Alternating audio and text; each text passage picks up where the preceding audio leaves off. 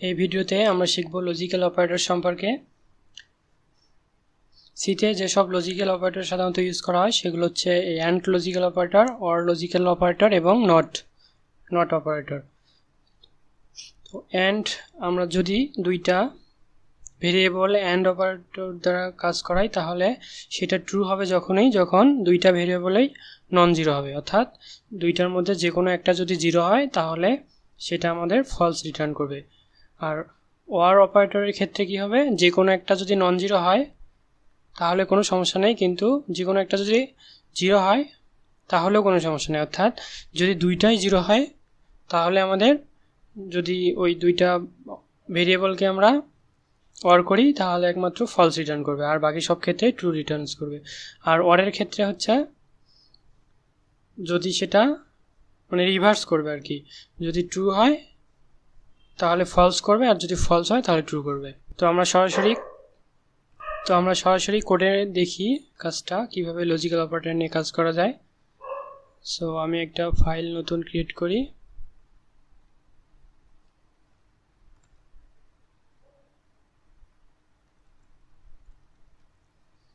logical.c।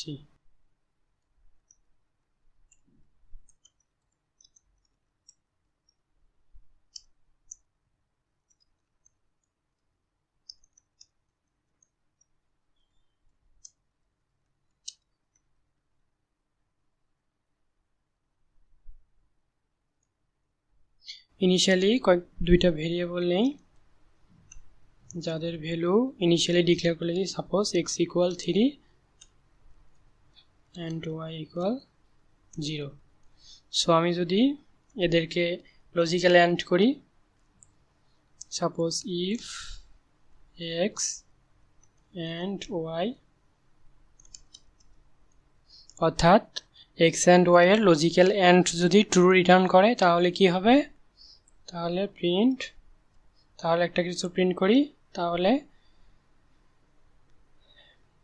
x and y both are non-zero,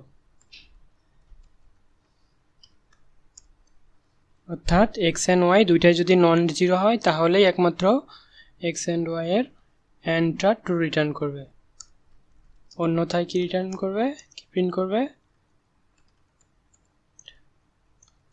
either x or y is 0।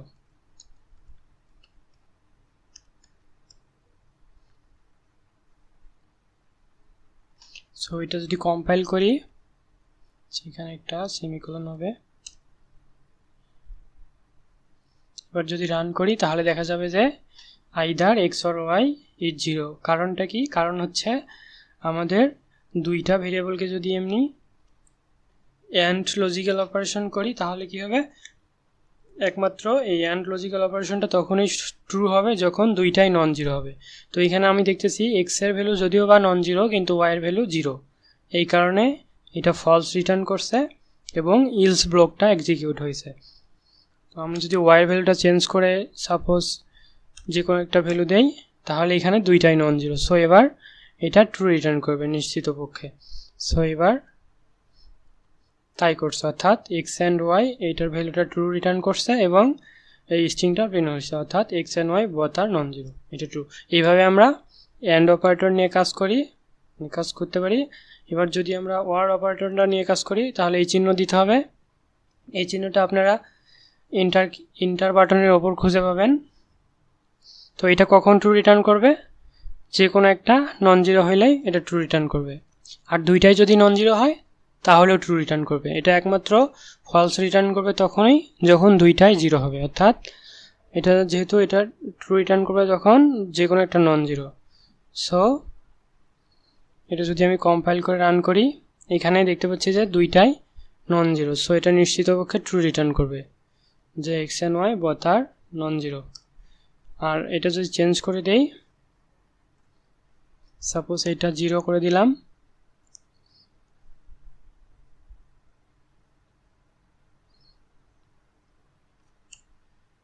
তাহলে এখানে লিখে দেব এক্স অর অথবা অর বোথ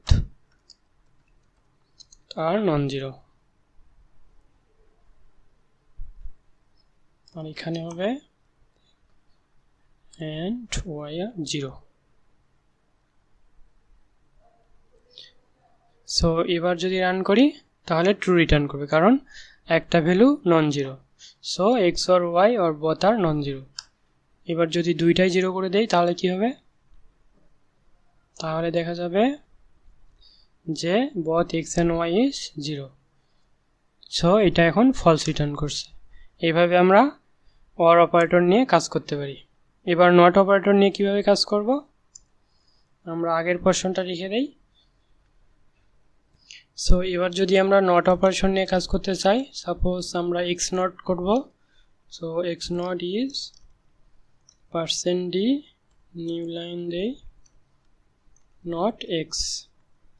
সো এটা যদি আমরা প্রিন্ট করি তাহলে কি হবে? আমরা আগে থেকে দেখতেছি এক্স এর ভ্যালু 0, ওয়াই এর ভ্যালু 0। সো আগের সব ঠিক প্রিন্ট করবে, শুধু শেষে নটটা প্রিন্ট করবে। সো এটা যদি রান করাই তাহলে দেখতে পাবো হ্যাঁ এক্সটা 0 ছিল, এটা অন করে দিয়েছে, অর্থাৎ ফলস থাকলে ট্রু করে দেবে, এবং যদি এটা অন রাখি তাহলে এটা 0 প্রিন্ট করবে।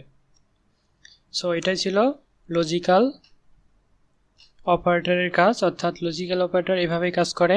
তো আজকের ভিডিও এই পর্যন্তই, ধন্যবাদ।